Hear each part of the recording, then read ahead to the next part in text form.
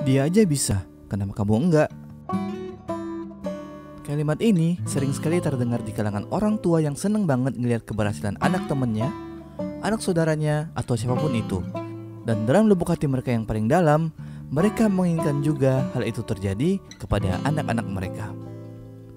Sebenarnya, tidak ada yang salah dari kalimat itu, dan tidak ada salahnya juga orang tua menginginkan hal itu terjadi kepada anak-anak mereka. Tapi, kesiapan mental anak berbeda-beda dalam menanggapi hal itu. Orang tua pastinya menginginkan hal yang terbaik terjadi kepada anak-anak mereka. Maka dari itu, terkadang mereka secara tidak sengaja membandingkan keberhasilan orang lain dengan anak mereka. Banding-membandingkan. Ada hal yang bisa kita banding-bandingkan dan ada hal yang tidak bisa atau tidak boleh kita banding-bandingkan. Misalnya nih, kita membandingkan fisik kita dengan fisik orang lain. Berkulit hitam, berkulit putih, berbadan tinggi, berhidung mancung, dan lain-lain.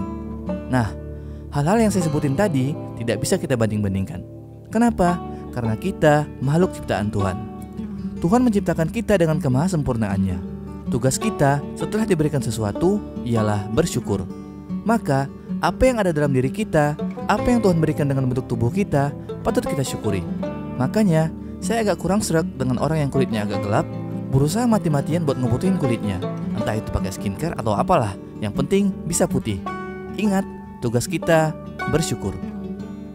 Oke, kalau tadi kita membahas hal yang tidak boleh kita banding-bandingkan. Sekarang kita bahas hal yang boleh dibanding-bandingkan.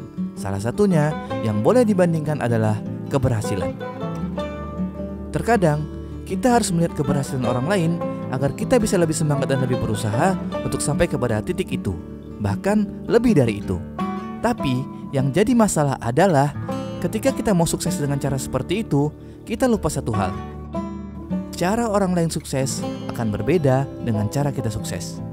Saya ulang sekali lagi. Cara orang lain sukses akan berbeda dengan cara kita sukses. Dan itu pun terkadang luput dari orang tua kita sehingga secara tidak sengaja membanding-bandingkan kita. Dia aja bisa, kenapa kamu enggak? Kembali ke kalimat ini.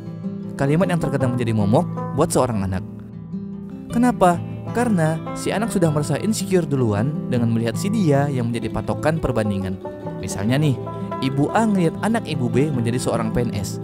Dan karena Ibu A melihat PNS adalah sebuah keberhasilan yang bagus, maka Ibu A mengatakan kepada anaknya untuk berusaha menjadi PNS. Namun ternyata anak Ibu A ini sama sekali tidak berminat menjadi PNS. Minatnya malah menjadi pengusaha. Maka dari kasus ini akan ada dua penyelesaian. Yang pertama, anak Ibu A akan bekerja keras, bersungguh-sungguh, berusaha semaksimal yang dia bisa supaya dia bisa menjadi PNS seperti yang diinginkan orang tuanya. Karena kebahagiaan orang tua menjadi hal yang utama bagi dirinya, walaupun harus keluar dari apa yang ia inginkan. Karena orang tua adalah sosok yang sangat berharga dan utama baginya, dia berusaha untuk hal tersebut. Yang kedua, anak Ibu A akan berusaha meyakinkan kepada ibunya bahwa ada cara lain untuk menjadi sukses. Tidak hanya melalui PNS saja. Dia menyampaikan kepada ibunya bahwa ia pengennya menjadi pengusaha. Tapi ingat, saat mengutarakan hal yang bertentangan dengan keinginan ibunya, si anak harus menggunakan bahasa dan tutur kata yang baik. Karena orang tua sangat tidak pantas kita perlakukan tidak baik. Kemudian, yakinkan kepada sang ibu bahwa si anak bisa sukses walau bukan dari PNS. Dan pastinya, setelah si anak mengambil jalan yang berbeda dengan keinginan orang tuanya, tugasnya ialah berjuang untuk mendapatkan apa yang ia inginkan. Sekarang, tinggal kita pilih jalan mana yang akan kita tempuh.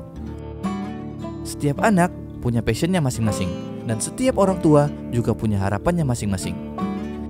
Kalaulah orang tua atau siapapun itu tidak sengaja membanding-bandingkan kita, jadikan itu motivasi buat kita supaya bisa mencapai apa yang kita cita-citakan.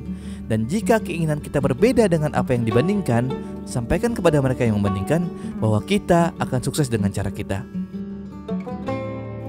Oh iya, satu lagi.